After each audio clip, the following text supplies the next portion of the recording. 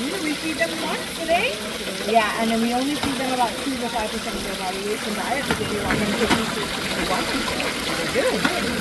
Yeah. Alrighty, guys.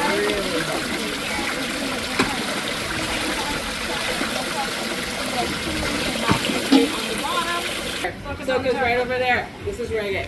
So, Soka's our largest girl in here. She's around 4 feet in length. She's pretty long. These guys age range is like around like 1 year, 1.5 to 2.5 years old. They're much younger than our lemon sharks in there, but our girls are going to be growing a little bit more faster than our boys are.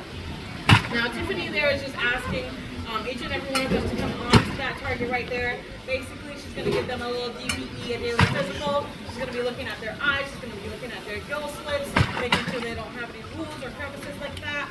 They do get burn marks from like fireworms and stuff like that. And sometimes they'll accidentally stick their hand under some rock where a fireworm is, and they'll get a little burn.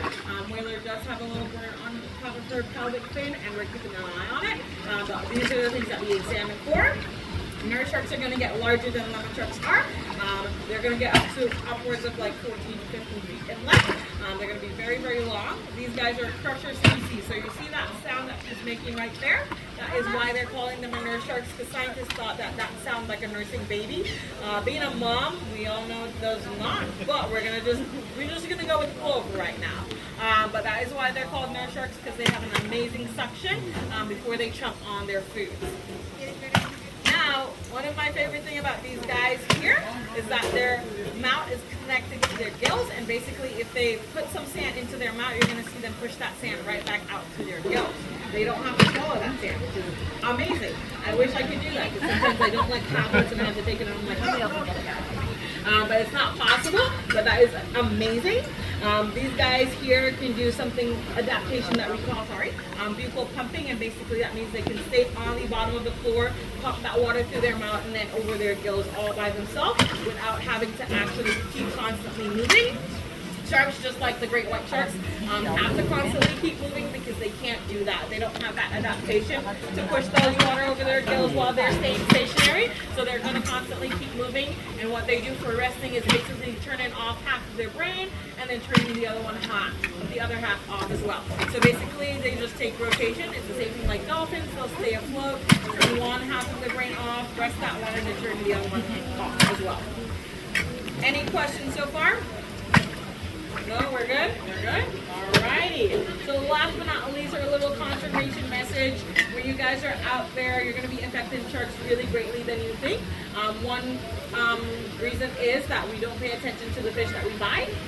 So if you're in a store and you're picking up a snapper, let's say you're picking up a snapper and you don't look at where that snapper is coming from, you can affect some animal out there in the wild, because persons do trawling, bycatching, and everything out there, where when they're going after shrimps, there's lobster in the net, there's turtles in the net, there's sharks in the net, and those sharks and turtles are dying because they're in the net for too long. They have no way of getting anything to eat, and they can't breathe properly, and they'll just suffer the consequences just for us getting a bunch of shrimps. So those are what we call bycatching and trawling. And when we look at those beautiful things that we're buying, we can look at the places that they come from. And the way to help you guys do that is to go on the Monterey Bay website, and basically you can scan that beautiful QR code of whatever you're buying, and it'll let you know if this is sustainable or not. So that's going to help our beautiful animals out there in the wild, our sharks included. When you're going to exotic places, you want to make sure that you're checking to see whatever ingredient is in that food. Persons are making soup with shark fins, and we're not noticing it because it looks like something else. And they're just taking the fins off of the shark, tossing them back in